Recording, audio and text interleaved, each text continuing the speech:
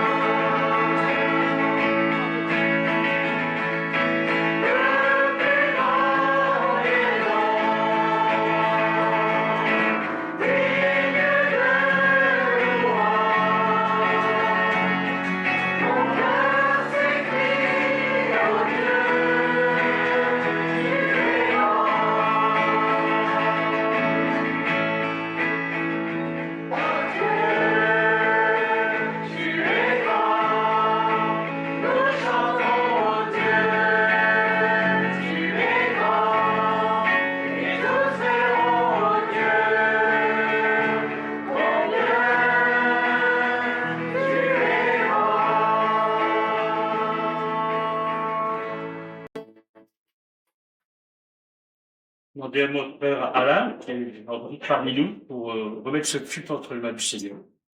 Merci Alain. Seigneur, ce matin, nous sommes devant toi et nous voulons te louer et t'adorer. Comme nous l'avons chanté, tu es grand, tu es puissant, tu es 3 fois saint et nous sommes que le misérable pécheur. Et nous venons vers toi parce que tu es ce Dieu merveilleux et nous te remercions parce que tu as donné ton Fils, ton unique, pour que nous puissions nous approcher de toi librement. Seigneur, nous te remettons ces instants de louange, ces instants, oui Seigneur, de prière, ces instants, Seigneur, d'enseignement, pour que nous puissions comprendre, Seigneur, tes mots. Seigneur, nous te remettons aussi nos frères et sœurs absents, ceux qui sont au loin, ceux qui passent par des temps de guerre et de persécution. Nous te remettons chacun.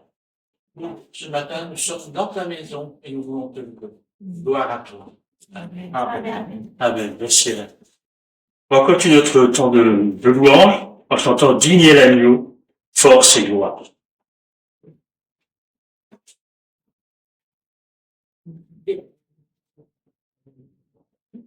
Pas dans mes feuilles.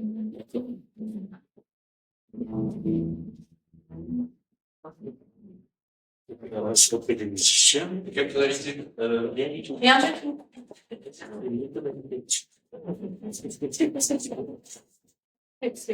Non, mais c'est la salle de bain d'origine. Amen. Digne est l'agneau de recevoir force et richesse, louange, honneur, sagesse, gloire, puissance, autorité, pour les siècles des siècles. Digne est l'agneau de Dieu.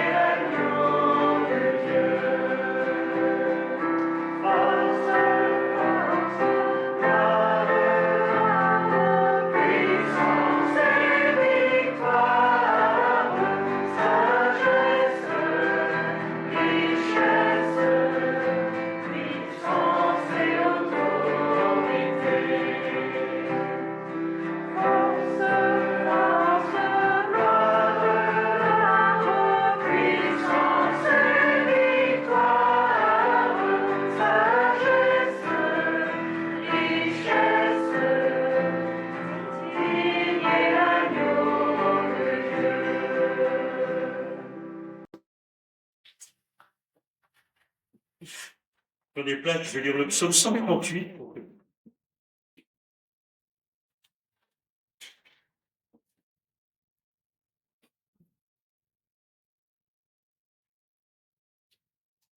Nous chantons un chant que peu de gens connaissent, donc on va l'apprendre après cette lecture.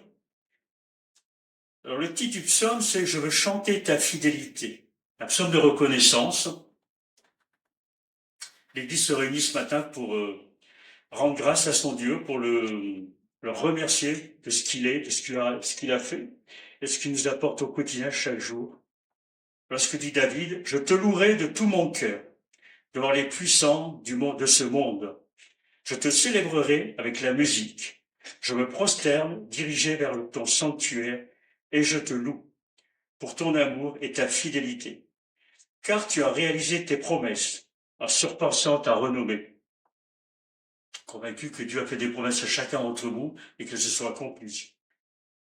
Le jour où je t'ai invoqué, tu m'as répondu et tu m'as donné du courage. Tu m'as fortifié. On l'a vécu.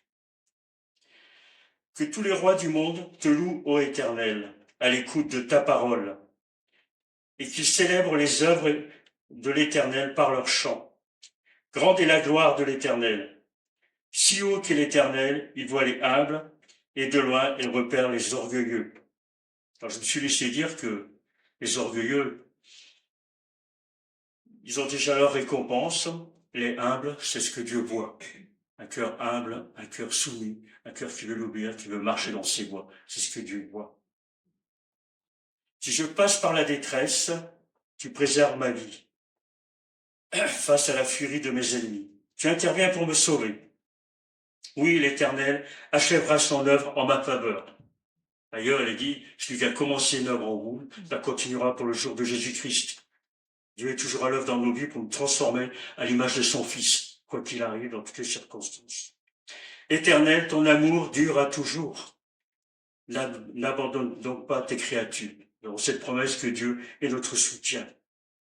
Alors on va chanter ensemble, Jésus, tu es là, quand le peuple de Dieu se réunit. Ça va? Alors je compte sur Anis. On va l'apprendre ensemble, pour ceux qui ne le connaissent pas.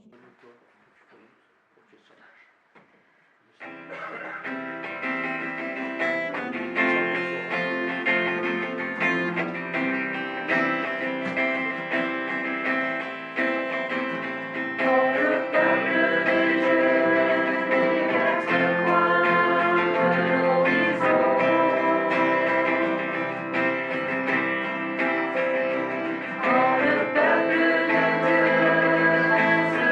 Dieu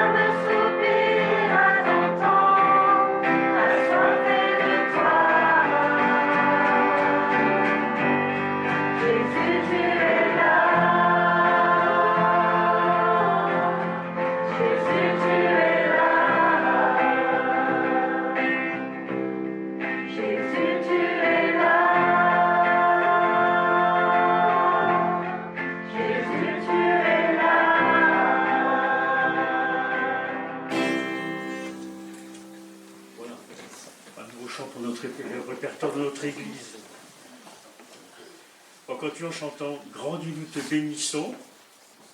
Ensuite, nous chantons, nous rompons le pas de nous dans la foulée, je veux dire, et après je laisserai la place pour la scène. Donc, grandis, nous te bénissons, et ensuite rompons-nous le pas de vie.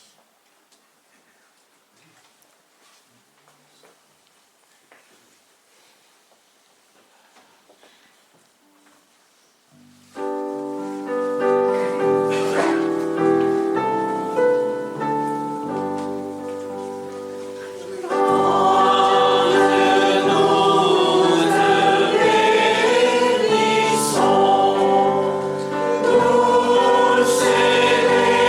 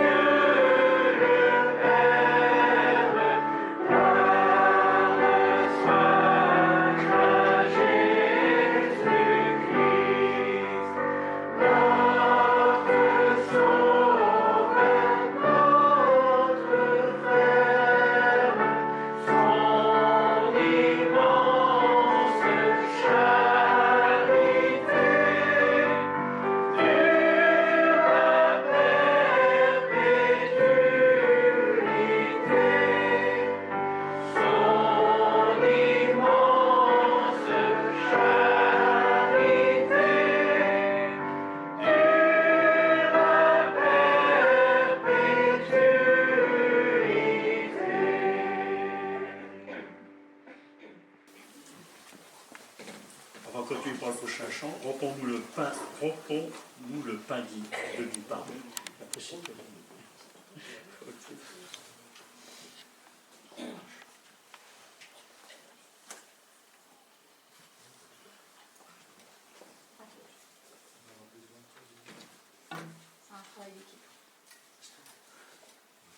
Pour la bonne tonalité, c'est ça?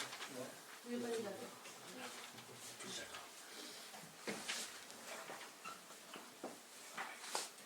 Ce chant pour nous préparer à prendre la scène ensemble. Allez.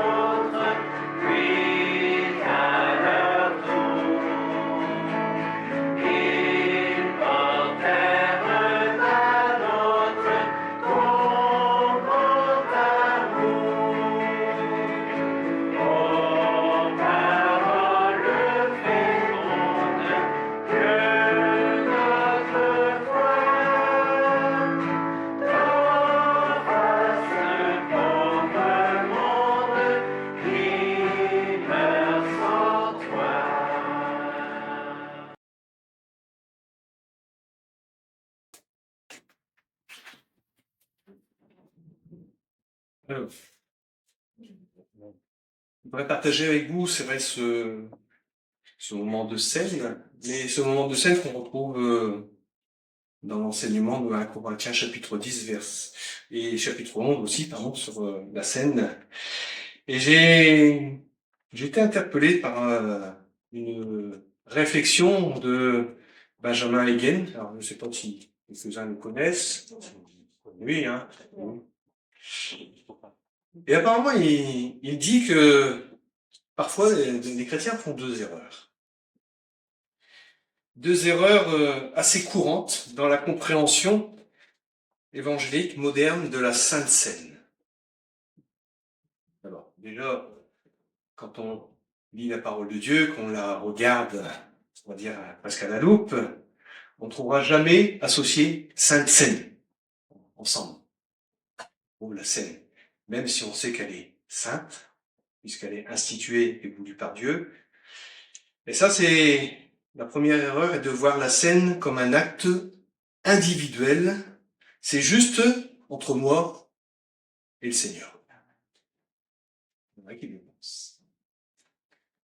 La deuxième erreur est de penser que le but de la scène est de manifester l'unité de tous les chrétiens autour de l'évangile, c'est-à-dire tous les chrétiens du monde à l'instant T, voilà, on forme une église.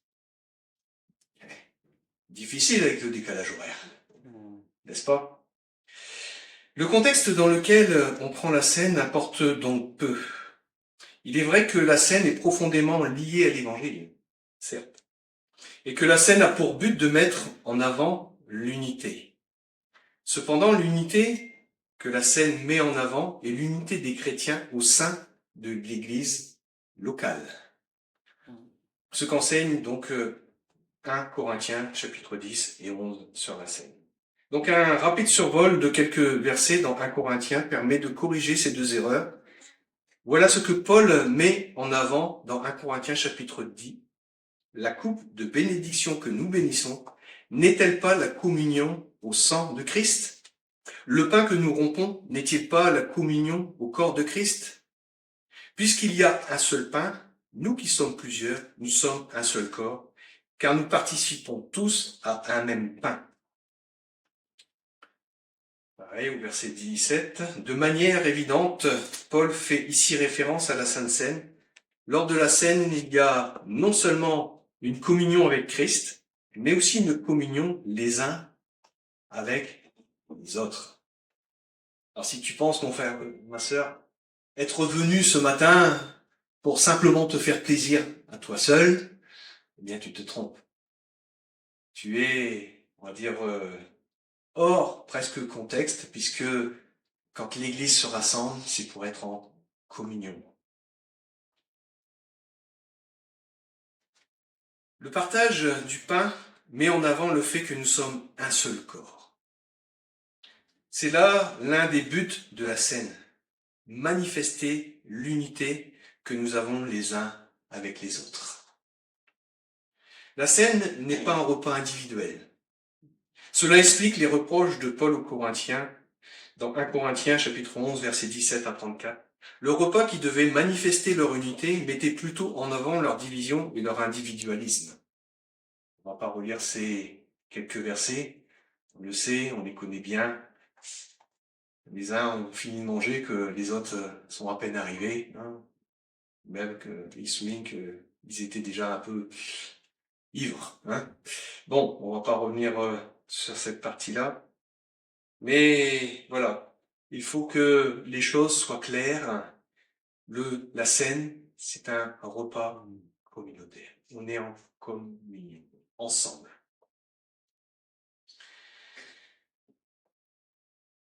Un seul corps nous formons et un seul corps, eh bien, c'est ce que le Seigneur veut, nous resterons. Il affirme ceci aux Corinthiens, vous êtes le corps de Christ et vous êtes ses membres, chacun pour sa part. Paul s'adresse ici à l'église de Corinthe en affirmant qu'ils sont le corps de Christ. Ils ne sont pas une partie du corps de Christ, mais le corps de Christ dans son ensemble. Chaque église locale est le corps de Christ. Une église, ici, on n'est pas, par exemple, un bras. À côté, à quelques kilomètres, ils sont peut-être l'autre bras, et ceux qui sont plus loin sont peut-être le pied, l'orteil. Non. Nous sommes l'église de Christ. Nous pouvons donc ainsi corriger ces deux erreurs mentionnées au début de ce partage. La scène, premièrement, n'est pas quelque chose d'individuel, fait avec son église, mais c'est quelque chose que l'église fait en tant qu'église. Nous sommes l'église, ensemble. Nous formons cette assemblée, cette ecclésia. En dehors de ce contexte, la scène n'a pas lieu d'être. C'est pour cela qu'il me semble inapproprié de prendre la scène dans un contexte hors église. Lors d'un camp chez soi, avec des amis, sauf si tous sont chrétiens, bien sûr, prendre la scène seul, c'est plutôt compliqué. Pourtant, j'ai vu un jour dans un témoignage que un pasteur avait été mis en prison. Et pour rester là aussi, on va dire, dans cette volonté d'accomplissement de la parole de Dieu, eh bien, il perpétrait ce temps de scène. Mais comme il n'avait pas de pain ni de vin, eh bien, il faisait comme du mille. Mais c'était quelque chose de profond. C'était quelque chose de, pour lui, comme s'il le vivait vraiment avec l'Église. Il était, on va dire, en esprit, en pensée, avec ses frères et sœurs, hein, comme quand Paul était en prison, oui. Eh bien, il pouvait être en communion quand même avec ses frères et sœurs. L'apôtre Pierre aussi, hein, quand ils ont été emprisonnés, les frères et sœurs priaient pour eux, ils étaient en communion. Mais là, pour prendre la scène, c'est vrai que c'est plutôt une scène de fête en communion. Nous le voyons donc au verset 18 qui précise en tant qu'Église et avec le verset 22 qui nous apprend que vous et l'Église de Dieu. Ce qui est une référence à l'Église locale de Corinthe. La scène est donc le repas, un repas destiné à l'Église locale, qui se prend dans le contexte du rassemblement de cette Église. Et deuxièmement, la scène n'a pas pour but de représenter l'unité de tous les chrétiens entre eux, même si cette unité est une chose merveilleuse, mais a pour but de manifester l'unité des chrétiens au sein de l'Église. Nous, ici présents à Petite Sainte, nous ne pouvons pas représenter l'Église qui est de par la surface du monde. Nous ne sommes pas ses représentants. Nous représentons simplement cette assemblée que le Seigneur a voulu. Et nous en sommes, entre guillemets, c'est vrai, les bénéficiaires dans sa grâce, mais nous ne pouvons pas représenter les autres. L'Église locale représente, on va dire, la présence de Christ au milieu d'elle, mais voilà. On ne peut pas, sauf si on avait un mandat, voilà, je viens, je te représente, mais nous sommes dans cette assemblée au sein du Dunkerquois. On représente l'Église et peut-être que cette, on va dire, cette formulation peut être acceptée ou pas, mais Monsieur Hegen, là pour lui, il dit que nous sommes l'Église, on va dire, locale, et cette Église locale, eh bien, a un but de représenter Christ. Donc ça, c'est un fondement qui amène à affirmer la nécessité aussi du baptême pour pouvoir prendre la scène. Il me semble qu'ouvrir la scène à ceux qui ne sont pas baptisés, c'est mal comprendre la réalité vers laquelle la scène pointe. Voilà. Je vais refermer cette parenthèse, entre guillemets, cette explication. Alors, j'ai essayé de comprendre aussi ce passage que Benjamin Hegen donne comme explication. On peut peut-être en discuter, mais je crois que le plus important, c'est vrai que c'est de réaliser que nous ne sommes pas seuls. Quand nous prenons le pain et le vin, nous le faisons au milieu, les uns avec les autres. Quand nous serons dans le ciel de gloire, eh bien, nous serons ensemble. Je ne vais pas me couper des autres, je ne serai pas séparé des autres, nous ne serons pas séparés les uns des autres. Nous prendrons le repas des noces, ce fameux repas qui nous est annoncé dans l'Apocalypse. Mais nous prendrons ce repas. Mais il n'y a pas que dans l'Apocalypse, il y a aussi dans les évangiles, où le Seigneur nous parle de ce fameux repas, le repas de noces. Eh bien, nous serons ensemble pour célébrer cette réunion entre l'Église et son Sauveur, son Seigneur, Jésus-Christ. Voilà. Donc, nous allons maintenant participer à cette communion avec le Seigneur, comme il nous l'a institué. Faites ceci en mémoire de moi. Car toutes les fois que vous en buvez, toutes les fois que vous en mangez, eh bien, vous annoncez la mort du Seigneur jusqu'à ce qu'il vienne. Alors peut-être qu'il nous aura repris avant, peut-être, qui sait. Le Seigneur connaît, entre guillemets, notre date de péremption. Lui seul connaît le nombre de nos jours. Mais ce qu'il nous demande, c'est d'être prêt. Être prêt à le rejoindre, être prêt aussi à vivre pleinement, fortement cette relation avec le Christ. Marc, si tu veux bien... Je voudrais partager avec vous, c'est vrai, ce moment de scène, mais ce moment de scène qu'on retrouve dans l'enseignement de 1 Corinthiens chapitre 10 et chapitre 11 aussi, pardon, sur la scène. Et j'ai été interpellé par une réflexion de Benjamin Hagen. Alors, je ne sais pas si quelques-uns le connaissent. Oui, hein. Et apparemment, il dit que parfois, les chrétiens font deux erreurs. Deux erreurs assez courantes dans la compréhension évangélique moderne de la Sainte Seine. Alors, déjà, quand on lit la parole de Dieu, qu'on la regarde, on va dire presque à la loupe, on ne trouvera jamais associé Sainte Seine ensemble. Ou la Seine. Même si on sait qu'elle est sainte, puisqu'elle est instituée et voulue par Dieu. Et ça, c'est la première erreur, est de voir la scène comme un acte individuel. C'est juste entre moi et le Seigneur. C'est vrai qu'il le pense.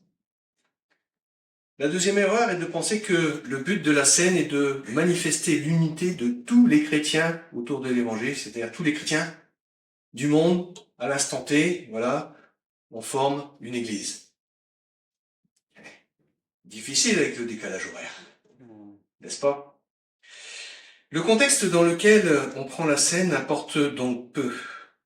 Il est vrai que la scène est profondément liée à l'Évangile, certes, et que la scène a pour but de mettre en avant l'unité. Cependant, l'unité que la scène met en avant est l'unité des chrétiens au sein de l'Église locale. Ce qu'enseigne donc 1 Corinthiens chapitre 10 et 11 sur la scène. Donc un rapide survol de quelques versets dans 1 Corinthiens permet de corriger ces deux erreurs.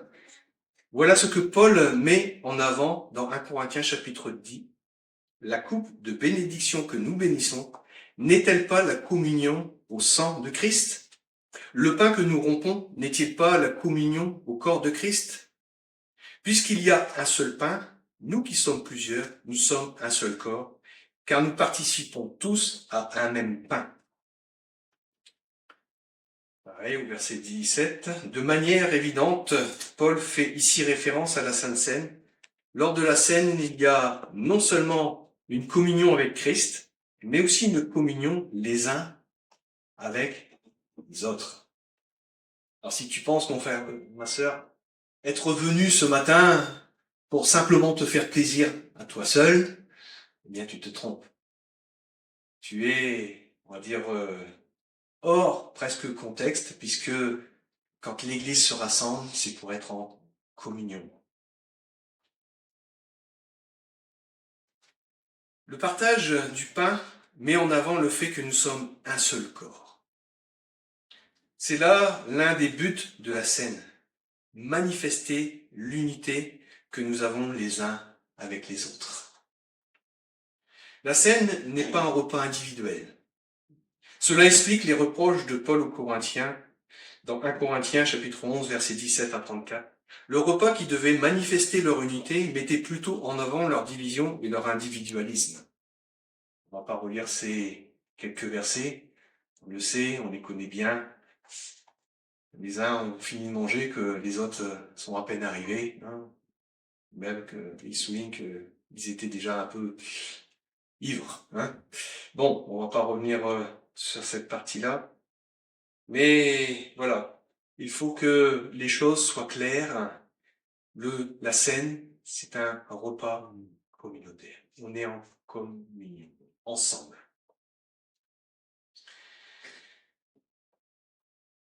Un seul corps nous formons et un seul corps, eh bien, c'est ce que le Seigneur veut, nous resterons. Il affirme ceci aux Corinthiens, vous êtes le corps de Christ et vous êtes ses membres, chacun pour sa part. Paul s'adresse ici à l'église de Corinthe en affirmant qu'ils sont le corps de Christ. Ils ne sont pas une partie du corps de Christ, mais le corps de Christ dans son ensemble. Chaque église locale est le corps de Christ. Une église, ici, n'est pas, par exemple, un bras. À côté, à quelques kilomètres, ils sont peut-être l'autre bras, et ceux qui sont plus loin sont peut-être le pied, l'orteil. Non. Nous sommes l'église de Christ. Nous pouvons donc ainsi corriger ces deux erreurs mentionnées au début de ce partage. La scène, premièrement, n'est pas quelque chose d'individuel, fait avec son Église, mais c'est quelque chose que l'Église fait en tant qu'Église. Nous sommes l'Église, ensemble. Nous formons cette assemblée, cette ecclésia. En dehors de ce contexte, la scène n'a pas lieu d'être. C'est pour cela qu'il me semble inapproprié de prendre la scène dans un contexte hors Église. Lors d'un camp chez soi, avec des amis, sauf si tous sont chrétiens, bien sûr, prendre la scène seul, c'est plutôt compliqué. Pourtant, j'ai vu un jour dans un témoignage que un pasteur avait été mis en prison. Et pour rester là aussi, on va dire, dans cette volonté d'accomplissement de la parole de Dieu, eh bien, il perpétrait ce temps de scène. Mais comme il n'avait pas de pain ni de vin, eh bien, il faisait comme du mille. Mais c'était quelque chose de profond. C'était quelque chose de, pour lui, comme s'il le vivait vraiment avec l'Église. Il était, on va dire, en esprit, en pensée, avec ses frères et sœurs, hein, comme quand Paul était en prison, oui. Eh bien, il pouvait être en communion quand même avec ses frères et sœurs. L'apôtre Pierre aussi, hein, quand ils ont été emprisonnés, les frères et sœurs priaient pour eux, ils étaient en communion. Mais là, pour prendre la scène, c'est vrai que c'est plutôt une scène de fête en communion. Nous le voyons donc au verset 18 qui précise en tant qu'Église et avec le verset 22 qui nous apprend que vous et l'Église de Dieu. Ce qui est une référence à l'Église locale de Corinthe. La scène est donc le repas, un repas destiné à l'Église locale qui se prend dans le contexte du rassemblement de cette Église. Et deuxièmement, la scène n'a pas pour but de représenter l'unité de tous les chrétiens entre eux, même si cette unité est une chose merveilleuse, mais a pour but de manifester l'unité des chrétiens au sein de l'Église. Nous, ici présents à Petite Sainte, nous ne pouvons pas représenter l'Église qui est de par la surface du monde. Nous ne sommes pas ses représentants. Nous représentons simplement cette assemblée que le Seigneur a voulu. Et nous en sommes, entre guillemets, c'est vrai, les bénéficiaires dans sa grâce, mais nous ne pouvons pas représenter les autres. L'Église locale représente, on va dire, la présence de Christ au milieu d'elle, mais voilà. On ne peut pas, sauf si on avait un mandat, voilà, je viens, je te représente, mais nous sommes dans cette assemblée au sein du Dunkerquois. On représente l'Église et peut-être que cette, on va dire, cette formulation peut être acceptée ou pas, mais Monsieur Hegen, là pour lui, il dit que nous sommes l'église, on va dire, locale, et cette église locale, eh bien, a un but de représenter Christ. Donc ça, c'est un fondement qui amène à affirmer la nécessité aussi du baptême pour pouvoir prendre la scène. Il me semble qu'ouvrir la scène à ceux qui ne sont pas baptisés, c'est mal comprendre la réalité vers laquelle la scène pointe. Voilà. Je vais refermer cette parenthèse, entre guillemets, cette explication. Alors, j'ai essayé de comprendre aussi ce passage hein, que Benjamin Hegen donne comme explication. On peut peut-être en discuter, mais je crois que le plus important, c'est vrai que c'est de réaliser que nous ne sommes pas seuls. Quand nous prenons le pain et le vin, nous le faisons au milieu, les uns avec les autres. Quand nous serons dans le ciel de gloire, eh bien, nous serons ensemble. Je ne vais pas me couper des autres, je ne serai pas séparé des autres, nous ne serons pas séparés les uns des autres. Nous prendrons le repas des noces, ce fameux repas qui nous est annoncé dans l'Apocalypse. Mais nous prendrons ce repas, mais il n'y a pas que dans l'Apocalypse, il y a aussi dans les évangiles, hein, où le Seigneur nous parle de ce fameux repas, le repas de noces. Eh bien, nous serons ensemble pour célébrer cette réunion entre l'Église et son Sauveur, son Seigneur, Jésus-Christ. Voilà. Donc, nous allons maintenant participer à cette communion avec le Seigneur, comme il nous l'a institué. Faites ceci en mémoire de moi. Car toutes les fois où vous en buvez, toutes les fois que vous en mangez, eh bien, vous annoncez la mort du Seigneur jusqu'à ce qu'il vienne. Alors, peut-être qu'il nous aura repris avant. Peut-être. Qui sait? Le Seigneur connaît, entre guillemets, notre date de péremption. Lui seul connaît le nombre de nos jours. Mais ce qu'il nous demande, c'est d'être prêt. Être prêt à le rejoindre, être prêt aussi à vivre pleinement, fortement cette relation avec le Christ.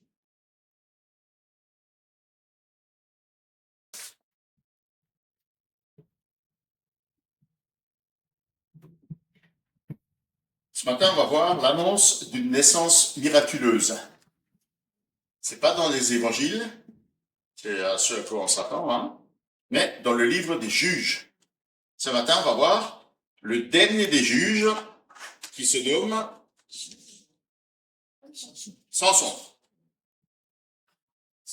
Et donc, on va faire la lecture de Juges 12 à partir du verset 8 jusqu'à 13, 25, c'est-à-dire tout le chapitre 13.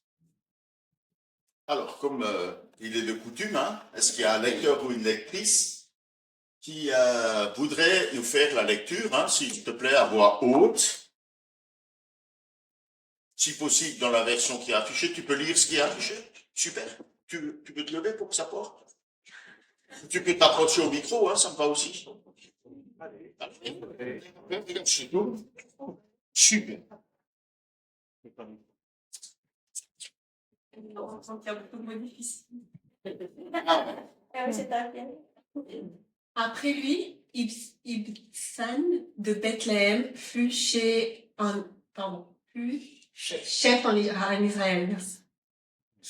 Il eut 30 fils et 30 filles qu'il maria avec des filles et des fils étrangers. Après avoir dirigé Israël pendant 7 ans, il mourut et fut enterré à Bethléem. Après lui, Élon de Zabulon fut chef en Israël pendant 10 ans. À sa mort, il fut enterré à Ayalon, dans le territoire de Zébulon.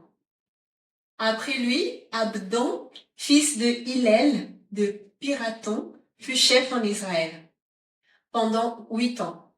Il eut 40 fils et 30 petits-fils qui montaient 70 ans. Lorsqu'il mourut, il fut enterré à Pirathon sur la montagne des Amalécites dans le territoire de Éphraïm. Merci. Les Israélites recommencèrent à faire de ce que l'Éternel considère comme mal, et l'Éternel les livra au pouvoir des Philistins pendant 40 ans. À Soréa vivait un homme de la tribu de Dan appelé Manoah. Sa femme était stérile et n'avait jamais pu avoir d'enfant. Un jour, l'ange de l'Éternel apparut à cette femme et lui dit: « Tu es stérile et tu n'as jamais eu d'enfant. Pourtant, tu vas être enceinte et tu donneras le jour à un fils. À partir de maintenant, prends bien garde de boire ni vin ni autre boisson alcoolisée et de ne rien manger qui soit rituellement impur. Car tu vas être enceinte et tu mettras au monde un fils. Ce garçon sera consacré à Dieu dès le sein maternel. Jamais il ne devra couper les cheveux ou la barbe. C'est lui qui commencera à délivrer Israël des Philistins. » La femme rentra chez elle et dit à son mari: « Un homme de Dieu m'a abordé. Son aspect était comme celui d'un ange de Dieu. Il était terrifiant. Je ne lui ai pas demandé d'où il venait et il ne m'a pas dit son nom. Mais il m'a annoncé que je vais être enceinte et que je mettrai un fils au monde. Il m'a dit de ne boire ni vin, ni boisson alcoolisée et de ne rien manger d'impur, car cet enfant sera consacré à Dieu dès le sein maternel et jusqu'à sa mort. Alors Manoah adressa cette prière à l'Éternel.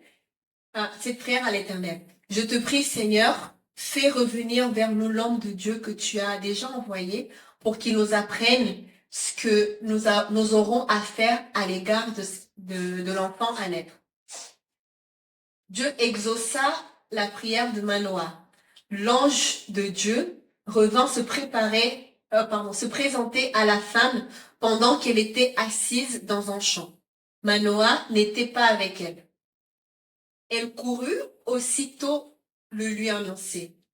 L'homme qui est venu l'autre jour se présentait à moi, mais de nouveau apparut. Immédiatement, Manoah se leva et suivit sa femme. Il se rendit auprès de l'homme et lui demanda, « Est-ce toi qui as parlé à cette femme ?» « Oui, c'est moi, lui répondit-il.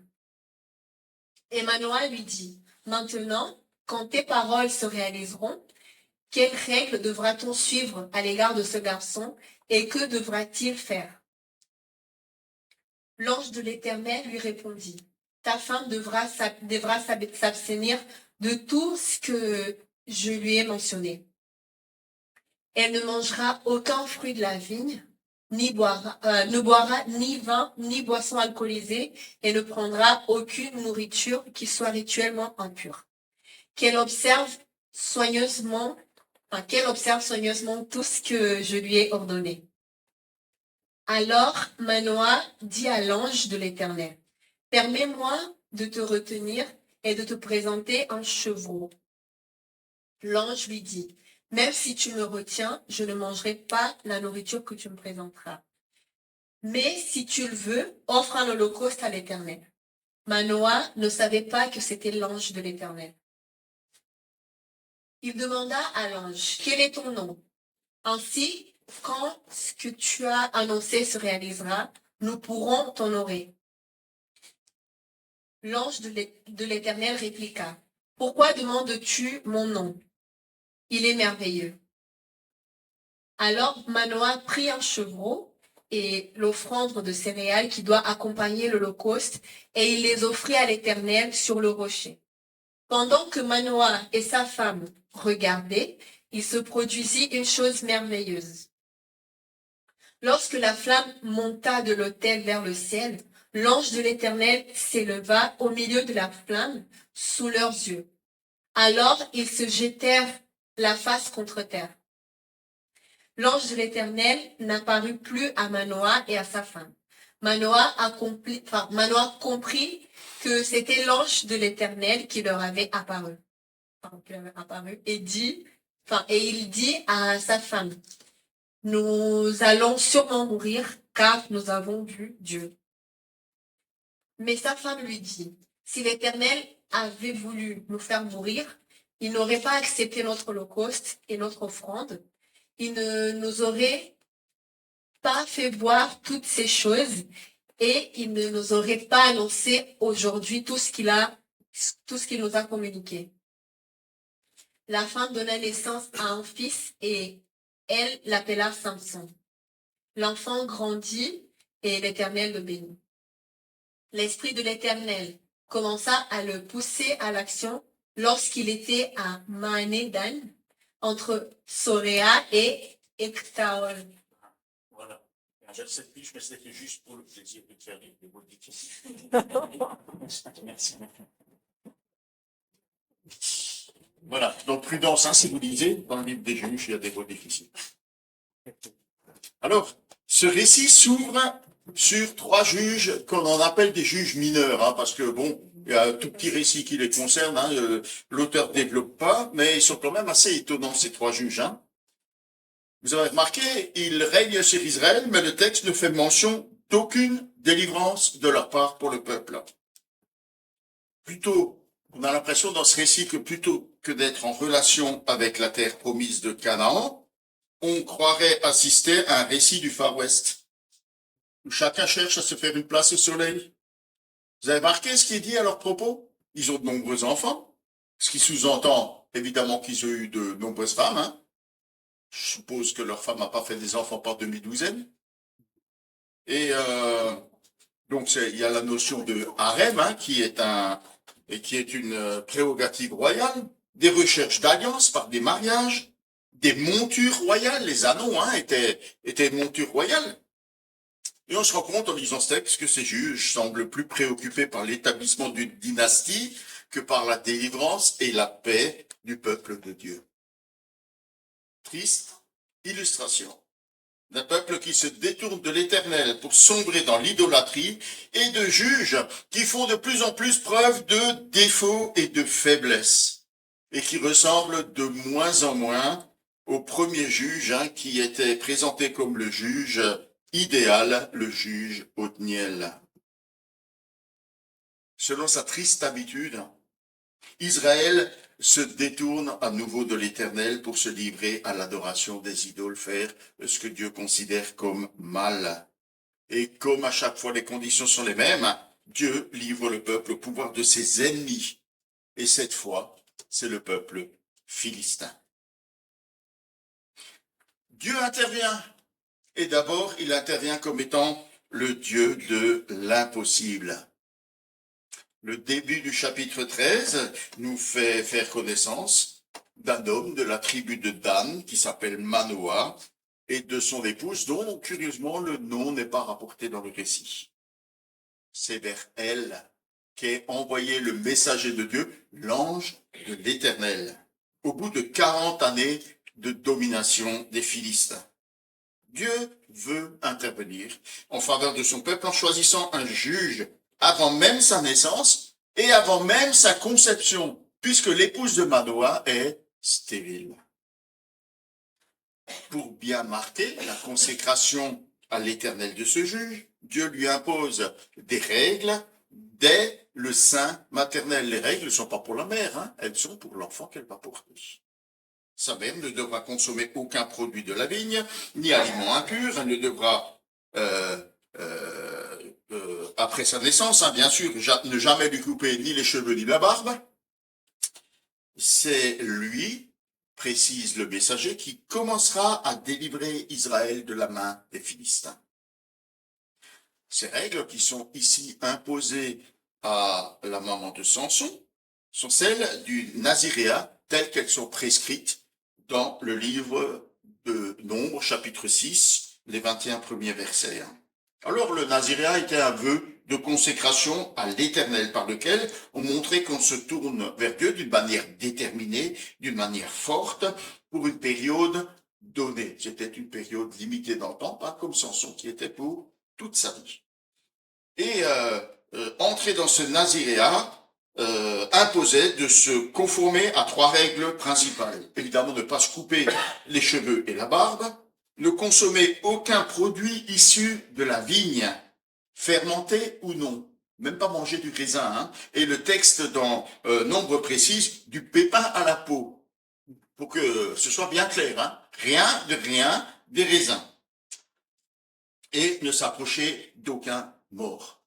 Et cette règle était commune avec les prêtres, qui se présentaient devant l'Éternel, qui offraient les sacrifices, qui entraient dans le lieu saint. Ils ne devaient se souiller pour aucun mort, pas même le souverain sacrificateur, même pour un proche dans sa famille.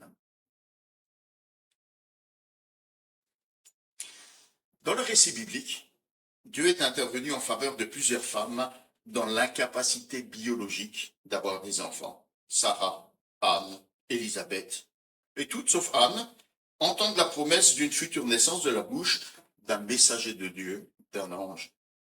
Dieu montre que l'accomplissement de ces promesses, il est hors de portée des capacités humaines, du domaine de l'impossible. C'est du domaine de l'impossible pour l'homme. Paul écrit dans son épître aux Romains, c'est le Dieu qui donne la vie aux morts et qui appelle à exister ce qui n'existe pas encore. Évidemment, ce récit ne manque pas de nous faire fortement penser au texte des évangiles qui nous raconte la visite de l'ange à Marie pour lui annoncer la naissance de Jésus, le Sauveur. À juste titre. Mais il y a quand même une différence de taille et une difficulté supplémentaire. Marie n'était pas une femme qui avait des difficultés biologiques, c'était une jeune fille vierge. Il va donner naissance à un enfant, Jésus, sans avoir aucune relation avec aucun homme, en tout cas avant la naissance de Jésus. Hein. Plus tard, Jésus aura des demi-frères avec du mariage de Marie avec Joseph. Mais il y a d'autres différences. D'abord, la naissance d'Isaac, de Samson, de Samuel, de Jean, sauve leur mère de la honte et du déshonneur, pour les remplacer par l'honneur et la joie. La dignité d'une épouse était liée à sa capacité d'avoir des enfants. Un commentateur souligne que c'est peut-être en relation avec la promesse de Dieu faite à Ève qu'un sauveur naîtrait de sa descendance. Et peut-être que d'une manière inconsciente, les femmes du peuple d'Israël espéraient sans doute entrer dans cette lignée, être comptées dans cette lignée de celle qui donnerait naissance au Messie, peut-être même être la mère du Messie. Et c'est pas insensé quand on considère attentivement le cantique de Marie, toutes les générations me diront heureuses. Par contre, la naissance de Jésus a couvert Marie de honte. Imaginez, à cette époque, porter un enfant sans être marié. Sa venue a déclenché scandale et soupçons. D'ailleurs, si les autres, les autres enfants qui sont nés, ont gagné honneur et gloire en accomplissant leur mission en faveur du peuple de Dieu, Jésus, lui, il a perdu l'honneur et la gloire des hommes en accomplissant la sienne. Il y a aussi une différence dans l'efficacité des ministères. Samson n'apporte qu'une délivrance incomplète. Le texte précise qu'il commence à délivrer Israël de la main des Philistins. C'est plus tard le roi David qui, oint par Samuel, achèvera la victoire sur les Philistins. Mais là encore, la délivrance qu'apportera David ne sera que partielle, car il sera capable de vaincre ses ennemis par la guerre, mais il va se montrer incapable de remporter la victoire sur son péché et encore moins sur le péché du peuple. Jésus seul apporte une victoire et une délivrance qui soit complète. Il est l'unique sauveur à avoir achevé complètement sa mission et à procurer une délivrance complète, conformément au message de l'ange à Joseph, le fiancé de Marie. C'est lui, en effet, qui sauvera son peuple de ses péchés. Nous voyons donc que Dieu, pour sauver son peuple, accomplit l'impossible. La deuxième chose que je vous propose qu'on peut voir dans ce texte, foi et obéissance valent mieux que respect des règles. Quand Sarah a appris qu'elle était enceinte par la bouche de l'ange, elle a bien ri. Elle s'est marrée. Elle a bien fait rire parce qu'elle était sceptique. Et ça a donné cet échange entre l'ange de l'Éternel et elle, où l'ange lui dit « tu as ri ?» Elle dit « non, non, j'ai pas ri ». Et l'ange insiste, il dit « si, tu as ri ». Bon. Quand Zacharie apprend par la bouche de l'ange, alors qu'il est en train de présenter le sacrifice, qu'il aura un fils par Élisabeth, il n'en croit pas un mot. Et il devient muet. La femme de Manoah, par contre, montre une confiance totale dans le message de l'Éternel. Et d'ailleurs, elle rapporte fidèlement le texte. Voilà, il reprend fidèlement, elle rapporte fidèlement les événements et le message à son mari. Elle croit la parole que Dieu lui a transmise par son messager. Et en ceci, elle ressemble à Marie, qui 1200 ans plus tard répondra « Je suis la servante du Seigneur, que tout ce que tu m'as dit s'accomplisse pour moi. » C'est ce qu'elle répond à l'ange annonciateur, à Gabriel. La mère de Samson obéit à la parole de Dieu et elle accepte de se plier aux règles du naziréat afin que son fils soit consacré au service de l'Éternel. De la même manière, Marie se mettra entièrement au service du Seigneur. Toutes deux croient que le Seigneur fera ce qu'il a annoncé. Elles acceptent de se soumettre au plan de Dieu et elles acceptent d'en payer le prix. La femme de Manoah devra se soumettre aux règles strictes du naziréat et Marie acceptera de subir la honte et le déshonneur pour sa grossesse au mariage. Ce sont des belles démonstrations de foi, n'est-ce pas? Alors, on peut douter de la foi de Manoah, mais je propose que Manoah aussi croit que la promesse de Dieu va se réaliser et qu'un enfant va naître de sa femme. S'il demande le retour du messager, c'est pas tellement parce qu'il veut en avoir confirmation, mais c'est surtout pour recevoir un complément